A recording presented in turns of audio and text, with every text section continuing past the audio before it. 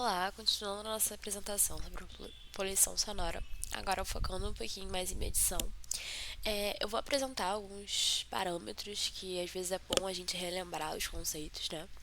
Como eu já disse, o som na verdade é uma pressão sonora com comportamento de onda.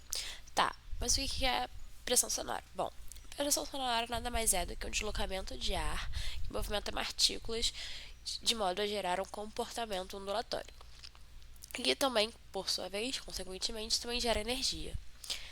Já a amplitude de onda é a medida da extensão de uma perturbação durante um ciclo, enquanto a intensidade é a quantidade de energia que as ondas sonoras se transferem através de uma área durante o intervalo de um segundo.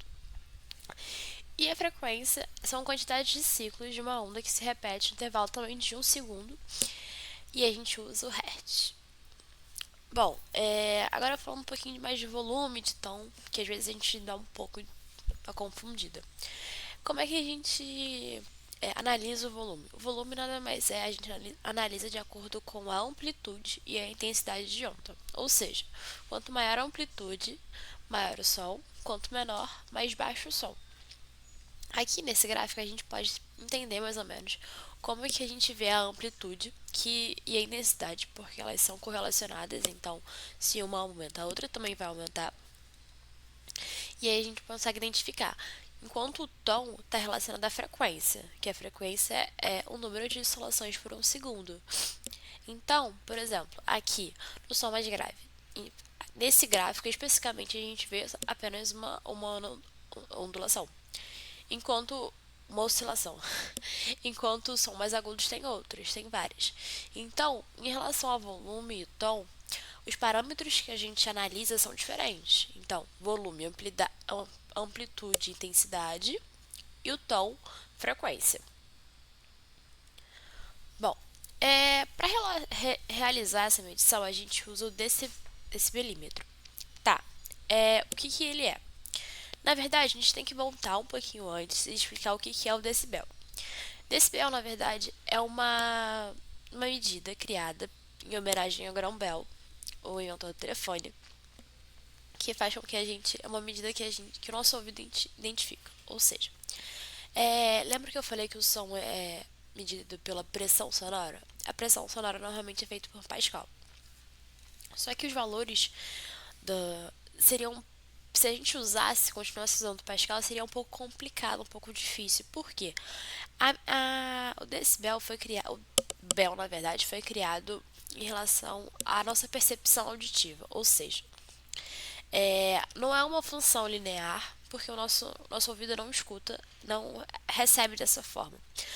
A nossa audição percebe de uma forma logarítmica. Por isso que no início da apresentação tinham aquelas formas com log, porque o log seria essa conversão de Pascal para decibel. Mas como assim, decibel, bel, o que tem a ver? O decibel nada mais é do que um décimo de bel.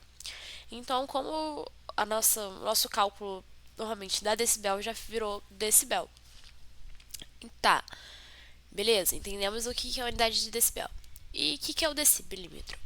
Bom, é na verdade um aparelho. Ele tem um microfone que transforma um sinal mecânico, que seria as ondas sonoras, as oscilações, em sinal elétrico. Acontece por meio de ressonância que realiza a leitura da vibração captada por um oscilador interno, cuja frequência do som o faz oscilar. E dentro dele, além disso, tem dois circuitos, um lento e um rápido. Então, o lento seria para sons mais longos, sons que não são pontuais, enquanto o rápido seriam para sons que têm uma frequência menor, assim, uma vez só, ou algo nesse sentido.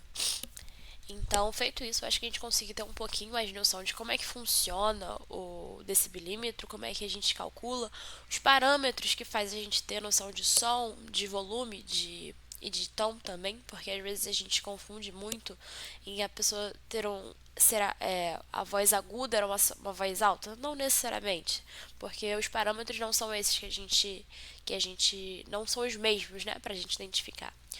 Sendo assim, eu espero que vocês tenham gostado. Tentei dar um pouquinho de uma explicação do que a gente deveria saber, porque passa despercebido, a gente às vezes realmente não lembra no dia a dia, ou a gente aprendeu na escola e nunca mais percebeu. E pra gente ter um pouquinho também mais de cuidado com a nossa audição, né? Porque às vezes a gente também exagera um pouco.